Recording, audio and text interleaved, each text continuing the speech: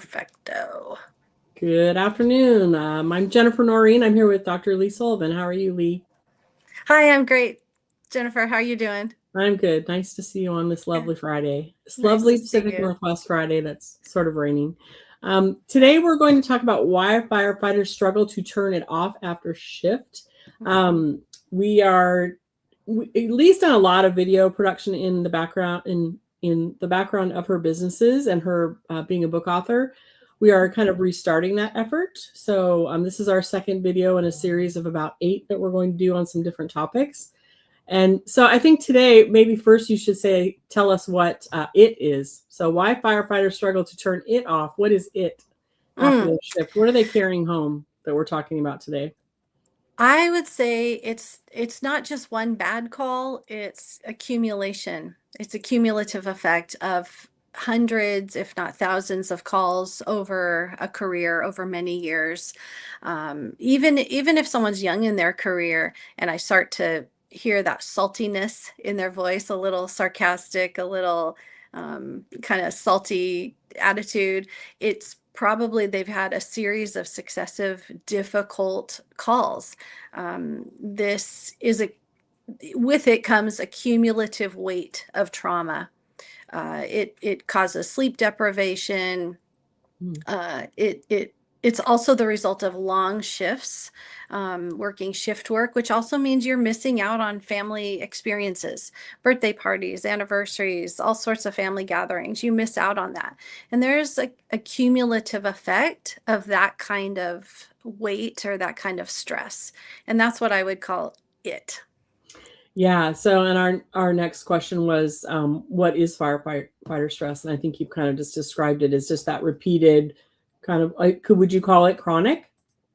Um, Chronic, yeah, yeah. absolutely, Jennifer. Yeah. Yeah. Chronic, part of the job, right? It's not some Everybody cognitively understands this is part of the job, but to understand the impact that it's going to cause on your whole lifestyle, I think that is a whole different thing.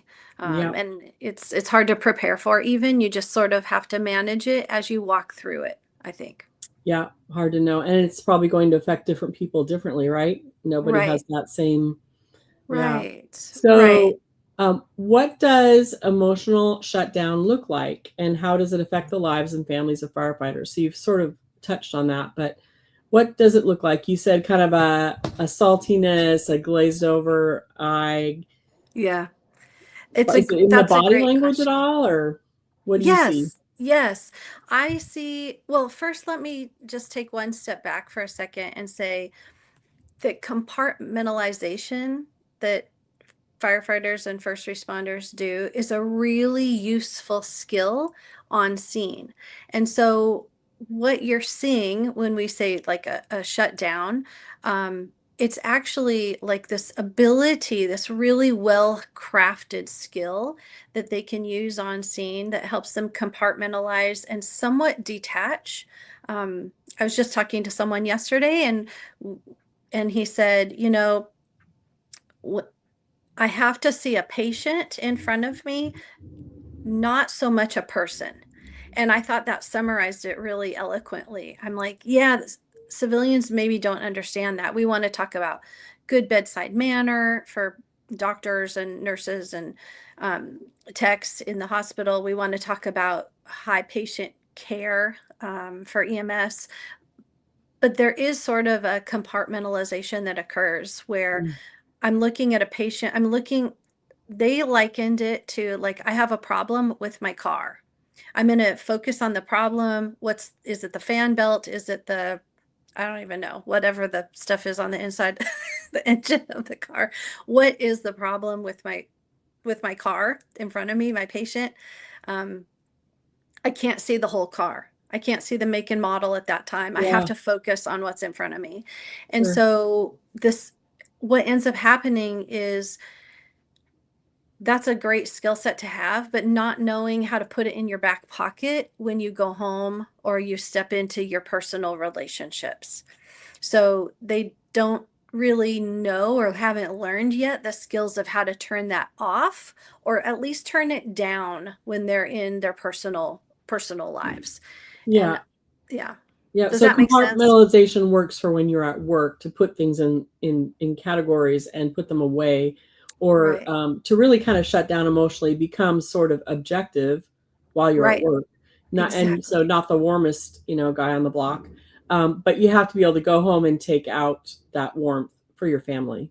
Right. Yeah, I can Exactly. see that because I've been around like even emergency personnel, a lot of emergency personnel, policemen, and they seem so cold, but then sometimes that mask sort of slips and you go, oh, there's a person inside, and I Yes. think what you're saying is it's okay to be a little shut down because you're surviving, coping with very difficult things at work. But Yeah. when you go home and you're in your personal relationships, you're not going to be able to get any of your emotional needs met, nor will anyone else if you're still in that shutdown mode. Is that Yeah. accurate to Right. say? Mm-hmm. Yes. And I think of it as they are able to provide good care, good protection, good services, um, great patient care when they're able to kind of separate a little bit. Yeah. So it's if we can see it as that, like, I know it's perceived as a coldness, like from the outside, if we Mm-hmm. can maybe even culturally just start to understand the coldness is a misinterpretation of what's happening. They're Mm-hmm. dialed in, and I'm going to get the best out of them when they are Mm-hmm. dialed in like this. Yes. Um, because when they come back to visit, when there's a successful outcome, and that heart attack patient comes back to the station to visit, and we all celebrate, um, there's a lot of warmth there. Everybody's smiling, giving hugs and high fives, and Mm-hmm. it's a really joyful, great Mm-hmm. experience. So that's where the warmth comes out. So they care so much that they're willing to kind of sacrifice their humanity, dial in on the problem, give their Mm-hmm. very best to the problem, all of their resources, and then later kind of let that down and allow all of their person to come forward. Yeah, even the words emotional shutdown it can be negative, but that's Sure. even implies a negative connotation when really what you're saying is a skill set that they develop, that firefighters develop to do their job well. Absolutely. Yeah. Absolutely. I think it's to protect the communities that they serve. And I think it's to preserve them as a human for the long haul so that we can make sure they're going to go into retirement healthy, you know? Yeah, yeah. Yeah. So I think I'm right to say the next question is what does PTSD stand for and what is PTSD? So would we say that what we're talking about now versus PTSD is PTSD to you something that's different? That's a great question. I think because PTSD is so used commonly in our vernacular, everyone's using that term. Mm-hmm. So PTSD is the acronym for post-traumatic stress disorder. It's Mm-hmm. a medical diagnosis. So it has a code, a mental health a code, a medical code, and m- the reality is, while many people um, have to, or many people meet the criteria for post-traumatic stress disorder, but there's very specific criteria that you have to meet, and only a mental health or medical professional can diagnose you as having PTSD. It's a very real disorder, by the way, Mm-hmm. and it's very recoverable too. It's not a diagnosis that you have to maintain forever. So you may have PTSD now, you may qualify for that, and then you get some help and you get some support and you heal. And then in months, maybe perhaps years, but oftentimes it can be a short amount of time. Now you no longer hit the criteria for this, and so you don't Mm-hmm. qualify for having a disorder. Yeah. Um, the kind of lower level that I see more frequently is people having a post-traumatic stress injury. I talk about this in my book, where and when they don't quite meet the diagnostic criteria for a disorder, but they do show a lot of the symptoms. They just don't show enough of the symptoms to warrant a Mm-hmm. diagnosis. Yeah, that And makes sense. so when we say post-traumatic injury, it it sort of reduces the stigma around the language. Like, I don't have a disorder, man, I have an injury though. I've got a wound. And this wound is a result of maybe a single incident trauma or maybe a cumulative effect. And I would even su suggest that most first responders have some amount of post-traumatic stress injury or wounding as a Hmm. result of this career. And I do think it's something we need to talk about as a part of this career, not like it's a moral failure somehow or a personality weakness, but it's just an injury that occurs as a result of this kind of work. And when you are looping in this kind of work, repetitive calls over and over, it's very likely you're going to have a post-traumatic stress injury, which can heal. So, yeah, many firefighters have a lot of the symptoms, but they don't quite meet the criteria for a diagnosis of PTSD. Hmm. Yeah, and can you imagine? I mean, I'm sure that part of your vision is to see all of these things taught proactively as people go into that career. And That's yet right. that's so not the case. So often they don't know what these things are, let alone how to proactively manage them. So to me, Right. an ideal world is, and I was just talking in another environment today about how um, we've all been through COVID, so we all have a little post trauma. And I think Right. as a culture, we need to raise all the awareness about what trauma is and how it affects people Mm, and be super proactive about, especially teaching people who are going into professions that you will have trauma. I mean, if you work at a restaurant, you might have trauma. Maybe something will happen, or if you work at a park. But if you yeah. work in firefighting, you are going to see traumatic things. And Right. so, of course, you need this proactive training. So I love that you've written this book, and I think you've done a Mm, fantastic job putting a lot of levels of things into this one volume. It's so much information, mhm. but so necessary. It's just, I Yeah. mean, do you need to become a mental health professional level person to do this job? Certainly not. But knowing that what these things are called and knowing how to look for them in your own life. I mean, I would think, of course, to protect your family, right? And to Yes. protect yourself. Yeah. Yeah. So, Yeah. so we've sort of touched on it, but it's relevant to PTSD and PT. You just introduced me to post traumatic stress injury. Hmm. Of course, they're relevant to firefighting. They're relevant to a large part of the world of first responder, right? It's not just Right. firefighting. Yeah. Right. First responders, even, and I'm going to distinguish them differently as frontline medical professionals. So, a Hmm. frontline medical professional might be anyone working in the ER or the ICU or the ED. Now, a lot of places are calling it the ED, not the ER. Same thing, emergency center. And anyone who works in there, the ICU also, it's highly critical. Um, some folks working in the NICU, like these are highly emergent care settings. They are frontline medical professionals, distinguished differently than first responders.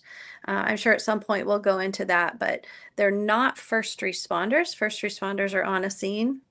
Hmm. But all of those folks certainly experience critical incidents at a higher rate than any of the civilian population.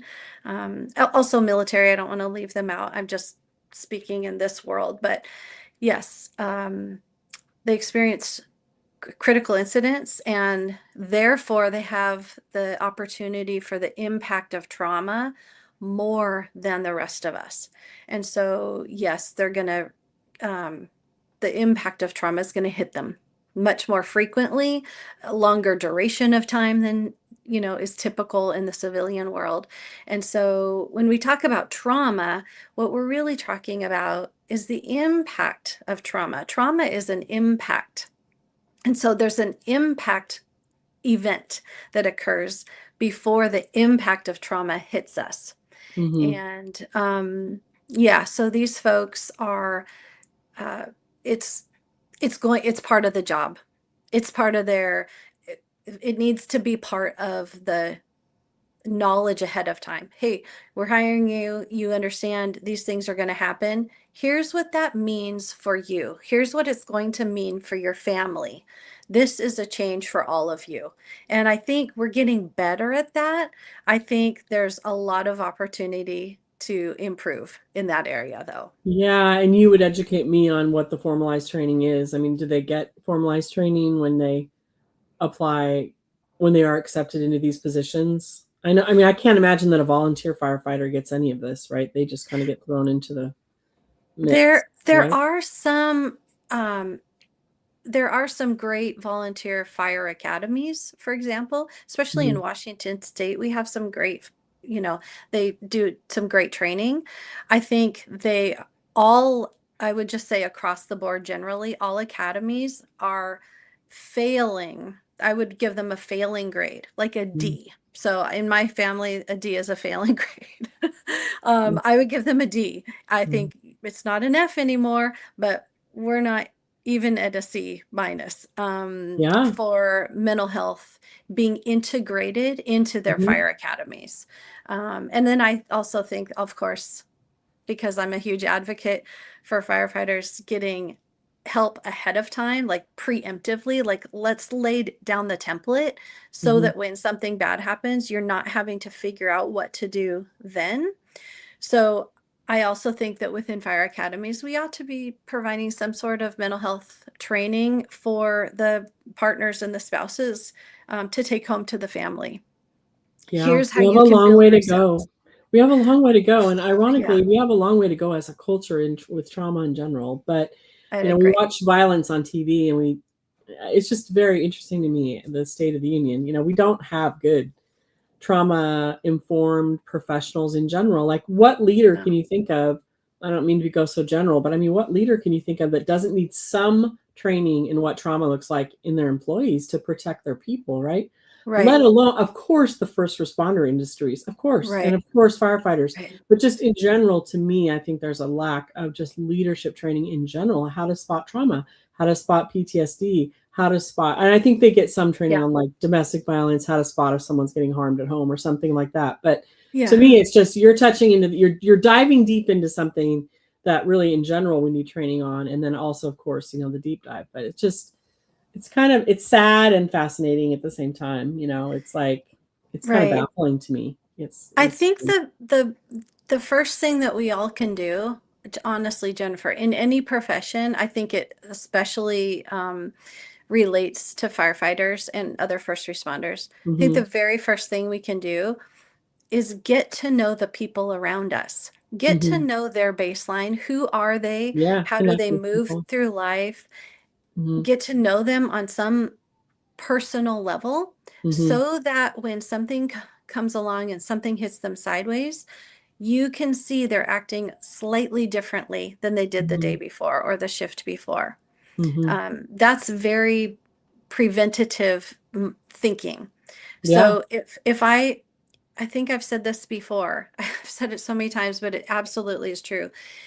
The best way for a banker to identify when a counterfeit bill comes through their line is not to study the counterfeit, it's to study the authentic Mm-hmm. bill. And so let's get to know the authentic people around us. So when the counterfeit comes through, when they're acting Mm-hmm. like what they think they're supposed to, if they're acting a Mm-hmm. role, if we will be able to quickly say or feel in our nervous system, hey, Mm-hmm. something's not off. I'm gonna check in on them. Mm-hmm. You matter to me and I care about you, and something feels off to me. Do Mm-hmm. you want to go have a cup of coffee and talk about it? Let's go Mm-hmm. for a walk around the station. Mm-hmm. That I think anybody can do in every profession. And right there, that's a trauma informed way of thinking. Yeah, and that's a safety factor as far as I'm concerned. It's like on a team like that, do you want to go out and fight a fire with a team of checked out people that aren't caring for themselves or people Yeah, that you're connected with that last week you had dinner with them and you know how they're that's doing? right.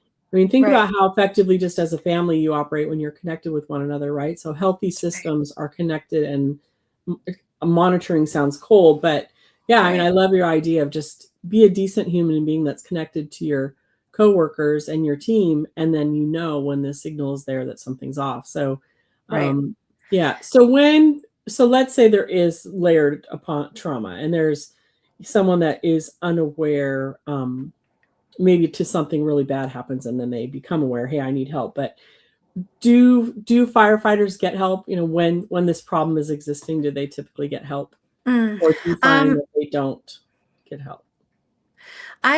my experience is that they're getting help more, I would say now than ever before.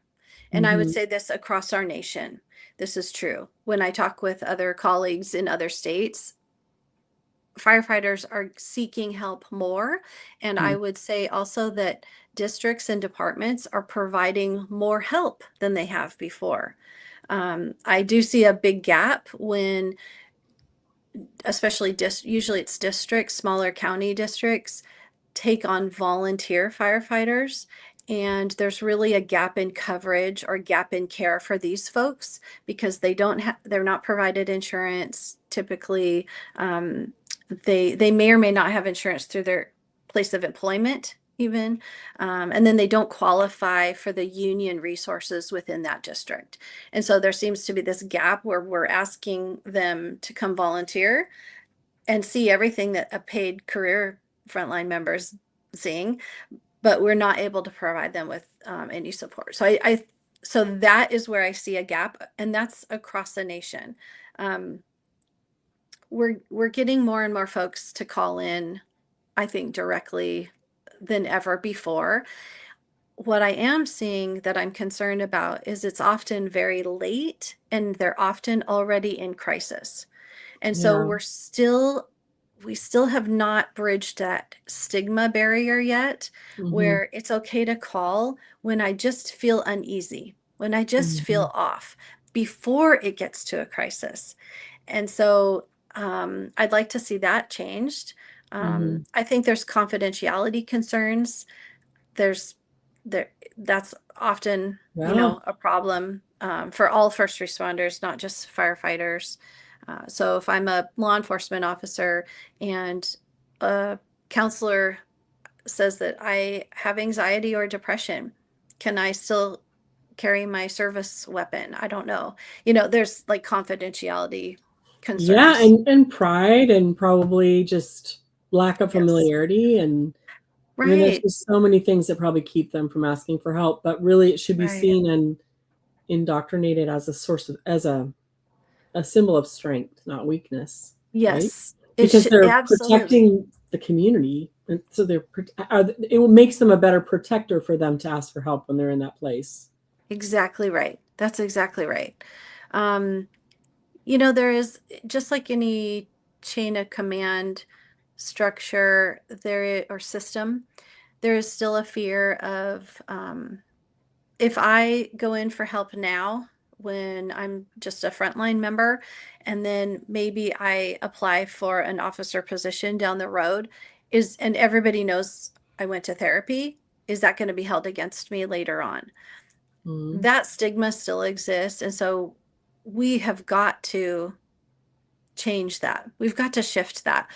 Like you said, instead of it being perceived as, oh, something was wrong with, here's the crazy thing. If somebody has diabetes, no one's going to shame them for taking insulin. I don't think. Like that'd be Mhm. insane. So why in the world would we ever tell somebody with a mental health illness that doesn't have a scar on the outside, but it has lots of scars on the inside? Why would we ever tell them, shame on you for not going to get help? Yeah. Maybe medication, maybe not, but maybe just the antidote that you needed to care for yourself. What, what I don't understand that. And I can't get my brain personally around that. It should be almost celebrated. Like, yes, Mhm. yay for you. You're taking care of yourself for you, for your Mhm. crew, for this whole department. When, a rising tide lifts all boats. Well, yeah, when you lift yourself up, we're lifted up too. So, and your family and community, like it's just so good for everyone. Yeah. So, yeah, we need to start changing that lingo, I think. Yeah. Do you see a difference between genders, when you see who gets help, who doesn't? Do you find that the female identifying and women on these crews are more apt to get help, or do you see a trend there at all? I see. Okay, so within the fire service, the reports that I have seen, the most recent reports Mm-hmm. show up to it's like 3 to 8% of the United States firefighters are female. Mm-hmm. So 3 to 8% is still really low. Mm-hmm.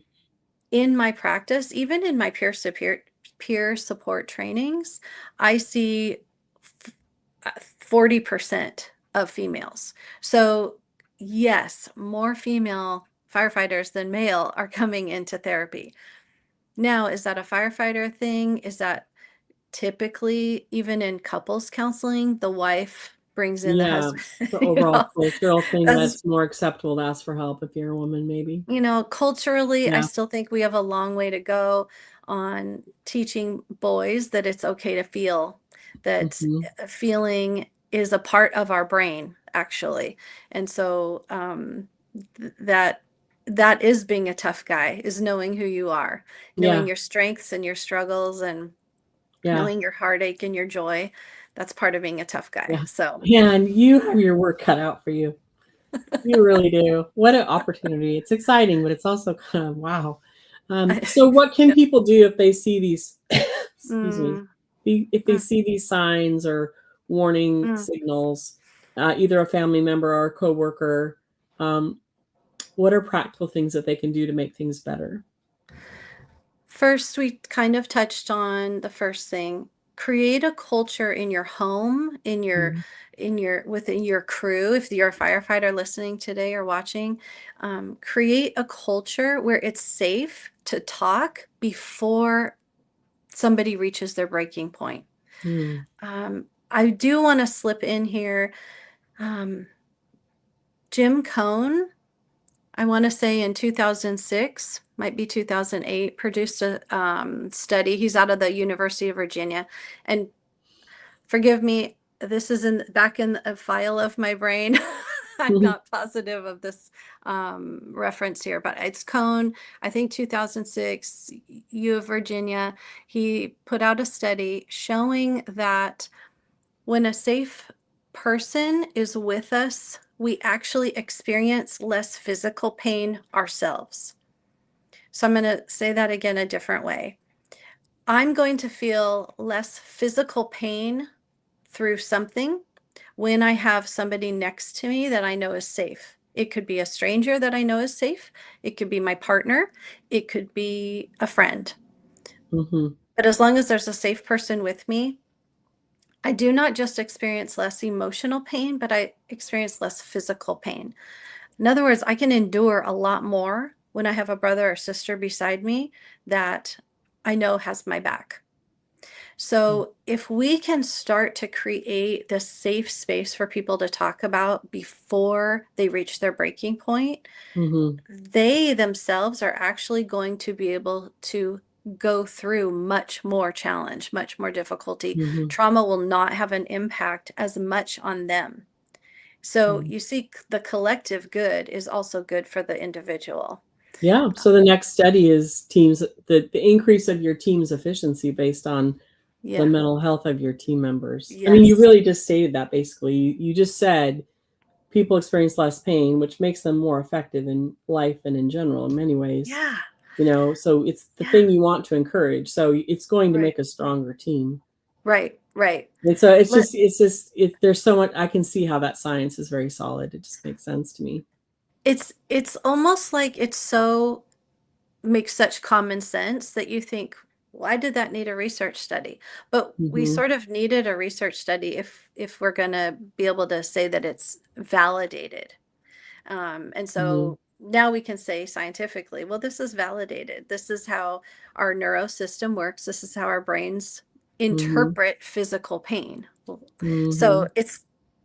I think it's one of the best studies, and he just continues to do studies based off of that. I think he's phenomenal, especially geared for firefighters and the crew. They have a second family within their crew. And so Hmm. what a great opportunity. Of all the first responders, firefighters are already set up. Their system is already set up to produce more resilience within them. And so I think that's low hanging fruit. Let's use that and let's keep going with that. Um, Yeah. I, So your answer to the question is really simple. It's to come alongside. That's all I yes. heard you say. I mean, Yeah. it's to be present to, and how many of us have had, I know I have had medical care professionals and nurses that were just amazing people. And yes, I respected their medical knowledge, but the biggest thing they did was that they came alongside me in a difficult time, Yeah.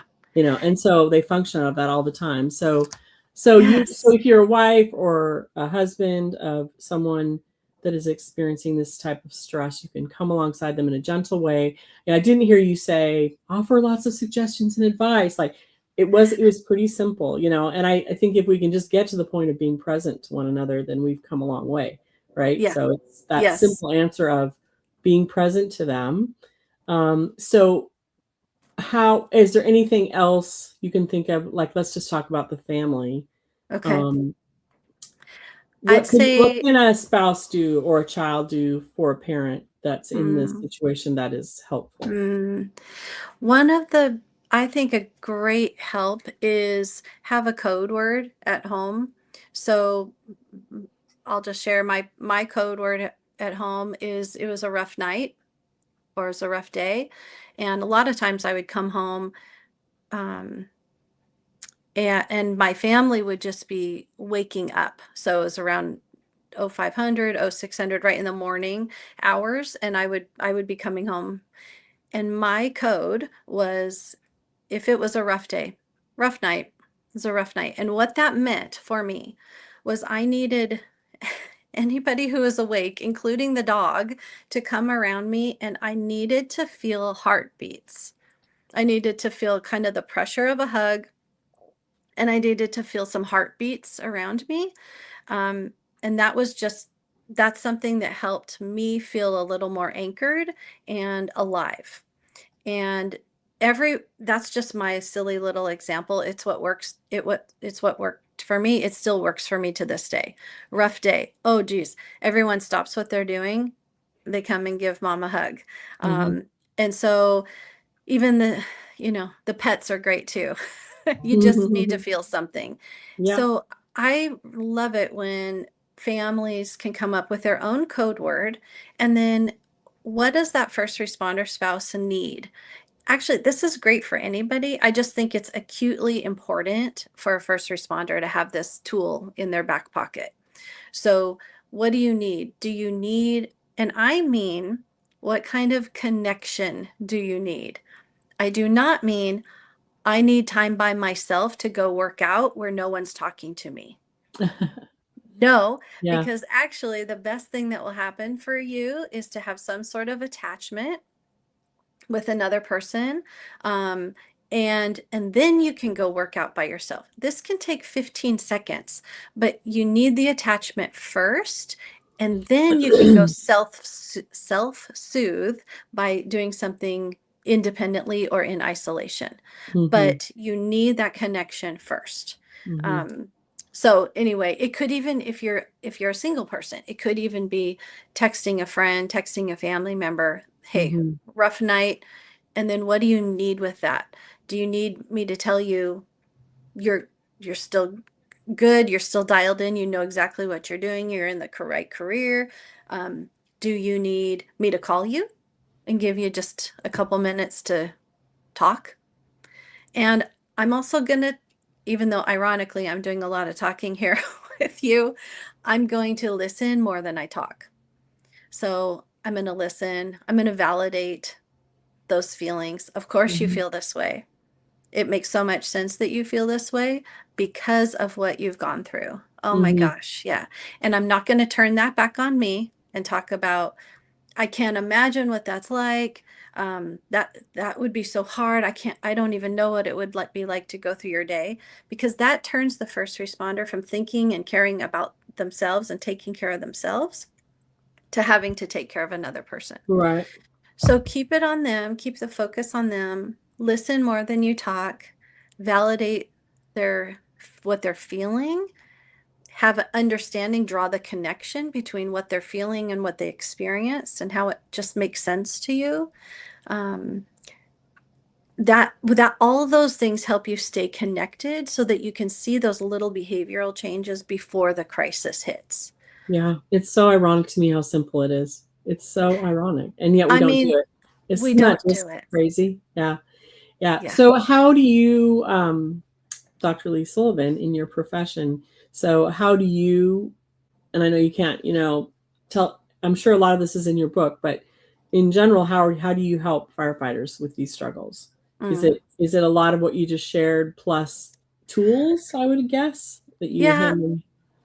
I would say first and foremost, I don't do generic therapy. So Mm-hmm. I use the science of trauma because Mm-hmm. like Jennifer, I'm a big science nerd. I only want to Your apply book is this tools. thick. Yeah. I A I little bit of a all nerd, I sorry. don't want to waste my time or waste a Mm-hmm. client's time with things that aren't that don't have proven efficacy. Yeah, So right. I want long-term results for somebody. Mm-hmm. So I have done all the science. I mean, I've looked at all the science. I continue to look at the science. And then I combine that with understanding the first responder cultures between and the differences between a firefighter and a law enforcement officer.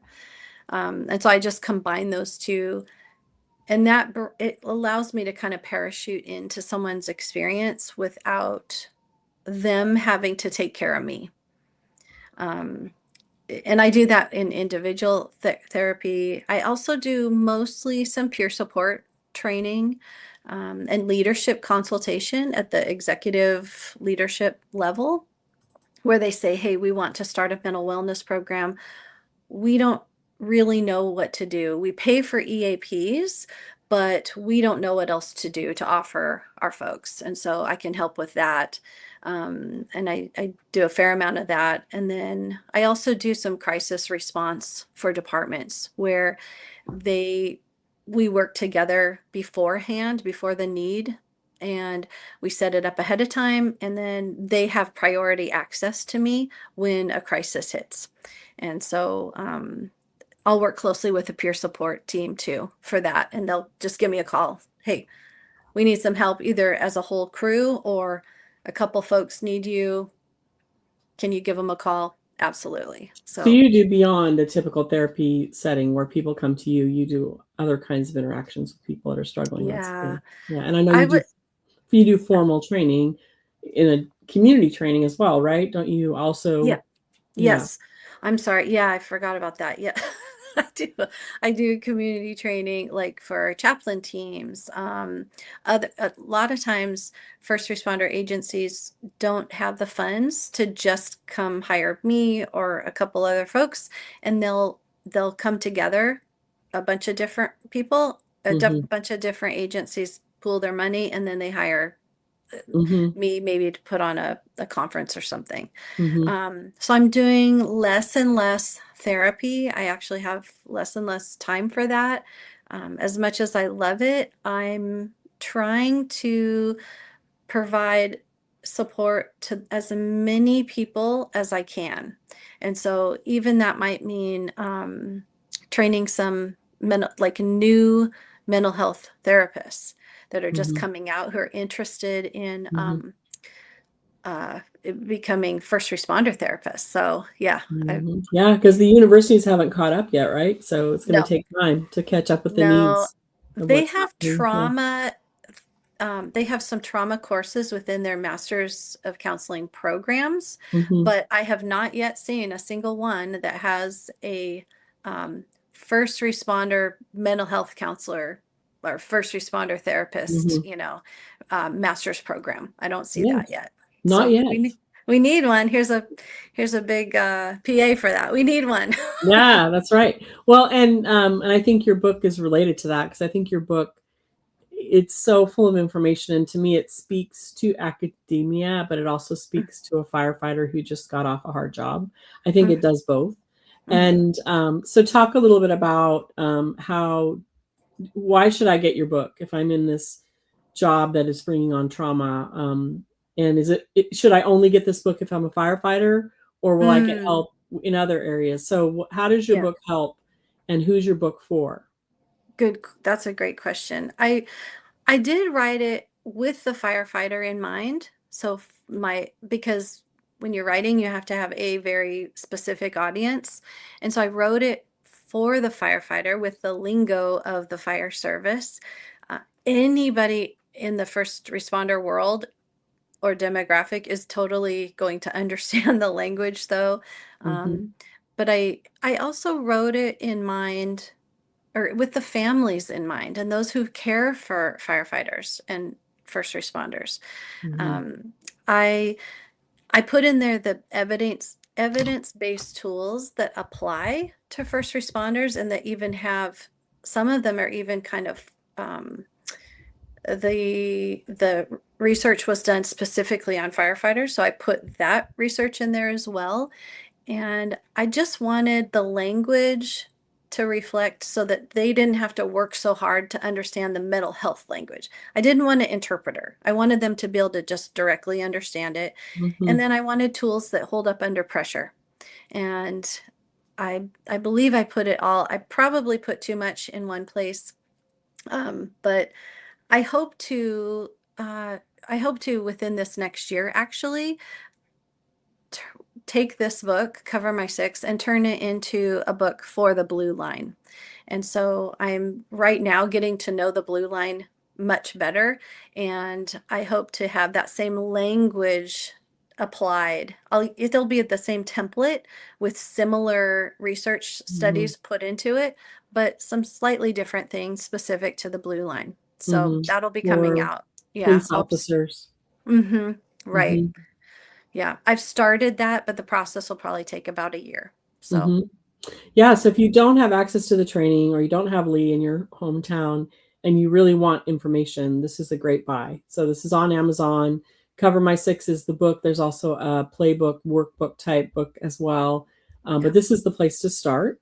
yep. And it's a great place, a great book to bring to your chief, or to, to your leader. I'm finding some things that are helpful in here. Maybe we could share this with the whole crew. I think it's a really great first step. Um, you can also get a free version of it for Kindle. There's different ways to access it. You don't have to buy the hardback, but and there's Yeah. lots of information about the book on the Amazon listing. So if you go to Amazon and just search Dr. Lee Sullivan or Cover My Six and just read that whole page through the reviews, there's a lot of information there about the book. So Yeah. highly recommend. And I'm excited to see how Dr. Lee is impacting this area. I think that like I said, her work is cut out for her. It's amazing the impact that you've had, but also that I think in the future you're going to have the ability to have. There's also some other Yes. resources. Dr. Lee has a website, drleesullivan.com, where you'll find information about her books, some of her training, other resources that are available to you.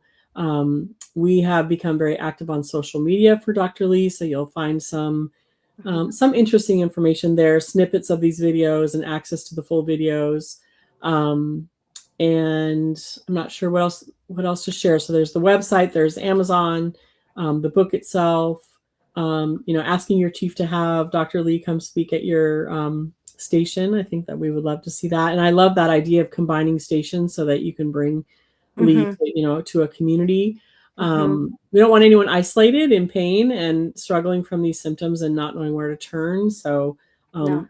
she wants to be available. I think one more thing I will add is I know that we've provided the email address, which is the admin at drleesullivan.com.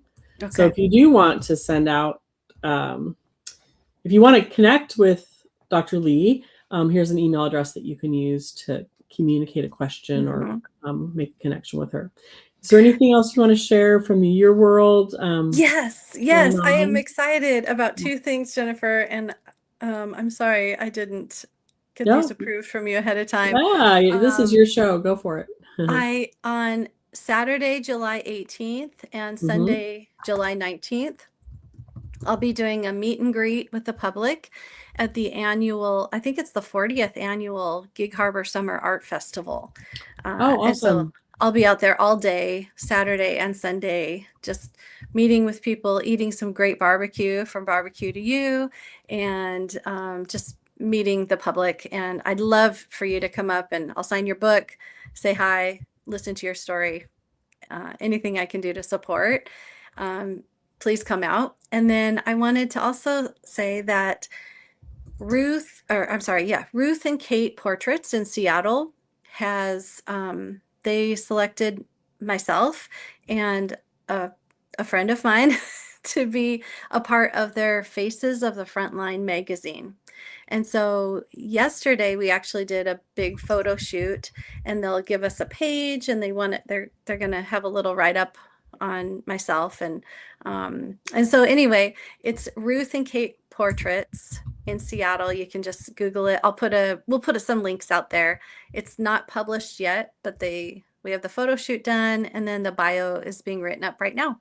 Did you And say Ruth and Kate Portraits, Portraits? correct. Yep.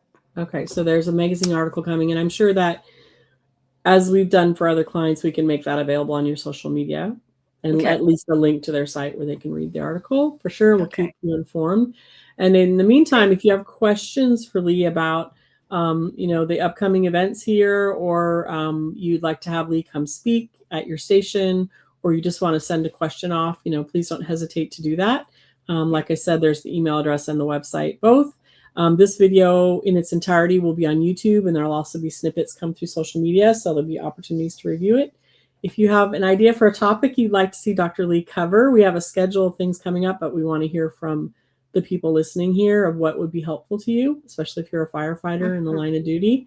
We want to hear your ideas. So thank you for listening today, and we hope to see you again next month with another topic. Thanks, Lee. Yes. Thank you so much. Yes.